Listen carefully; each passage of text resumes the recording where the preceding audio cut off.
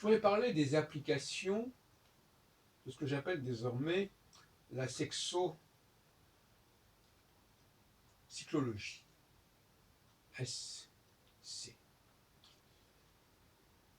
Je vais montrer à quel point cette sexocyclologie peut servir à conseiller les couples, en tout cas conseiller plus généralement les relations entre hommes et femmes. Donc c'est pas négligeable. Ça n'implique pas du tout d'étudier le thème astral des uns et des autres, contrairement à ce que croient beaucoup d'astrologues, qui veulent à tout prix mobiliser leur savoir-faire en termes d'interprétation de thèmes.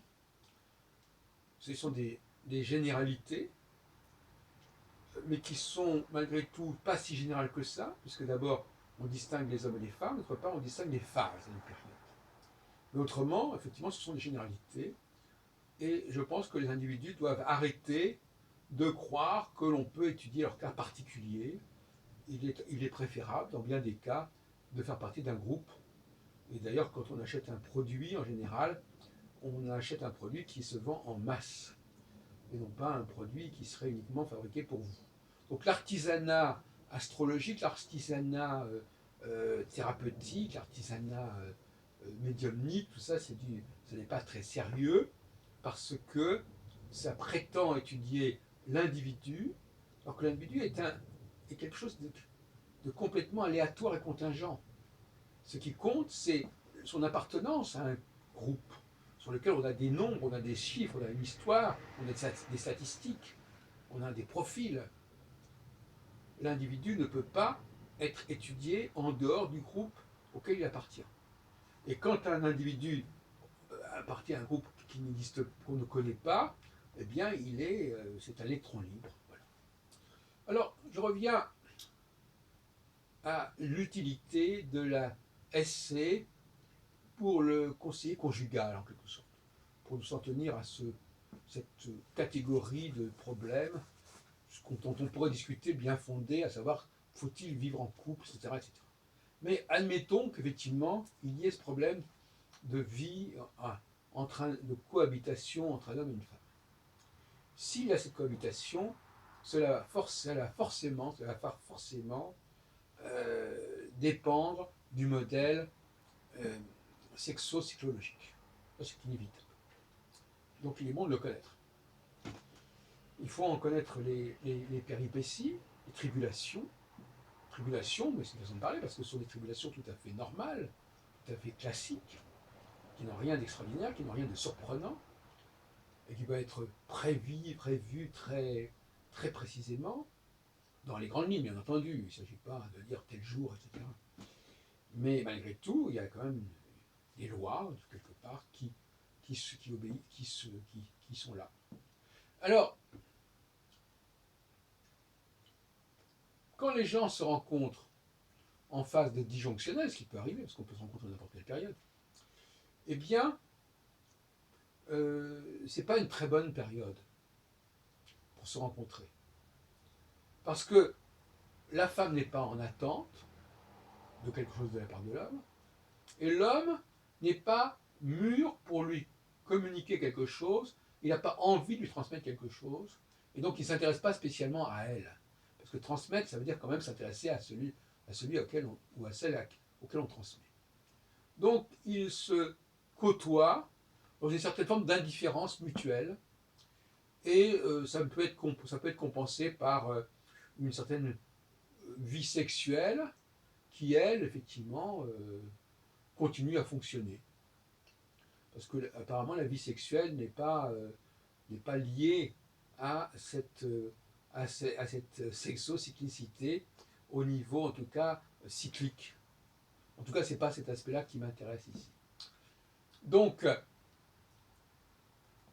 il est conseillé aux couples qui traversent cette période, ou qui commencent à exister dans cette période, pour quelque raison que ce soit, d'attendre que les choses s'arrangent, que l'on passe à une nouvelle phase conjonctionnelle. Et à ce moment-là, ces deux personnages qui se côtoyaient sans vraiment s'intéresser à l'autre, qui n'éprouvait pas un intérêt extraordinaire pour savoir ce qui se passait dans la tête de l'autre, ni dans un sens ni dans l'autre. L'homme ne s'intéressant pas trop, parce qu'il n'est pas en période d'émission, il ne s'intéresse pas trop à influer sur sa partenaire féminine, et la femme, n'étant plus en phase conjonctionnelle, n'est plus en phase de réception. Et donc elle est en phase d'émission. Donc il y a une sorte de renversement. L'homme est en phase de réception, la femme est en phase d'émission, et donc ils n'ont rien à se dire. Parce que l'émission de la femme n'intéresse pas l'homme, en priori. En revanche, en conjonction, quand l'homme est en phase d'émission, la femme en phase de conjonction, là ça fonctionne. Donc, voilà, mais il faut attendre. Si par exemple c'est dans 1 an et demi que le changement de phase se produira, il faut dire au couple, écoutez, voilà, vous allez voir, dans 1 an et demi, la relation va prendre une autre tournure et ça va permettre de l'ancrer dans quelque chose de plus solide que cela n'a été jusqu'à présent. Patienter. Vous savez que c'est le mot-clé en astrologie, demander aux gens de patienter ou alors au contraire de se dépêcher. Ça dépend des phases. La cyclologie est là pour nous parler comme ça. Dépêchez-vous parce qu'on va changer de phase ou attendez parce qu'on va changer de phase aussi. Tout dépend de quelle phase il s'agit. Bon, on voit bien que là, nous avons les deux grandes carences.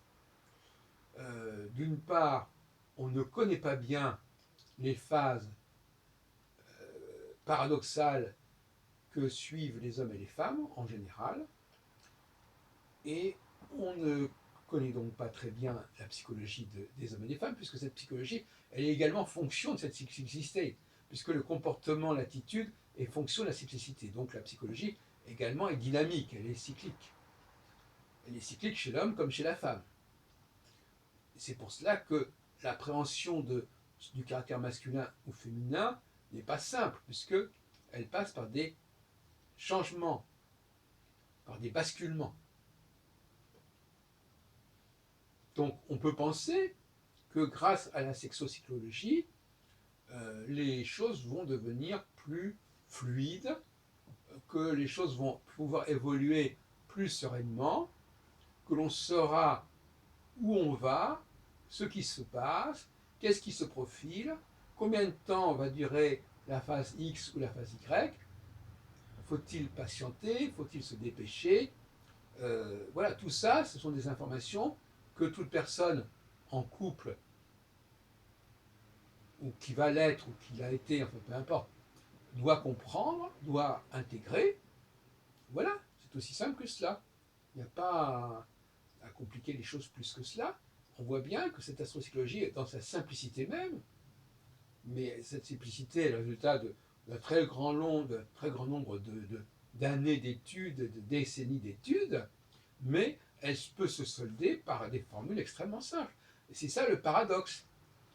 L'étude, c'est l'observation, le regard sur le monde, et quand cette observation est bien faite, elle peut se formuler en très peu de mots, très brièvement, très sommairement.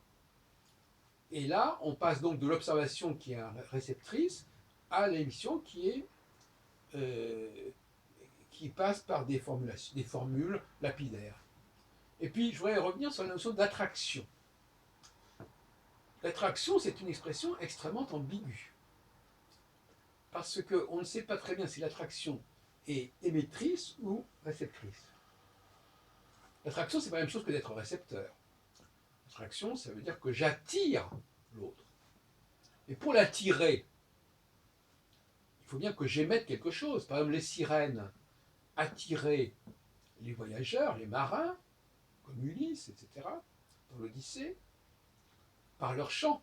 Donc elles émettaient quelque chose. Mais en émettant quelque chose, elles attiraient. Donc elles étaient réceptrices. Donc voilà donc un phénomène, l'attraction, qui est un terme très important, puisqu'on utilise, on dit de quelqu'un qu'il est attirant, mais on dit aussi, on parle de l'attraction universelle, etc. L'attraction est un phénomène hybride. C'est-à-dire que c'est la puissance à la fois d'une émission qui va, en quelque sorte, attirer ceux qui seront touchés par cette émission, comme un parfum par exemple, comme une voix, comme un chant. Mais on peut penser que l'attraction des corps célestes, par exemple comme le Soleil, elle passe aussi par une certaine forme d'émission. Il y a des radiations qui sont émises et qui vont capter, en quelque sorte, et qui donc vont produire un phénomène de réception.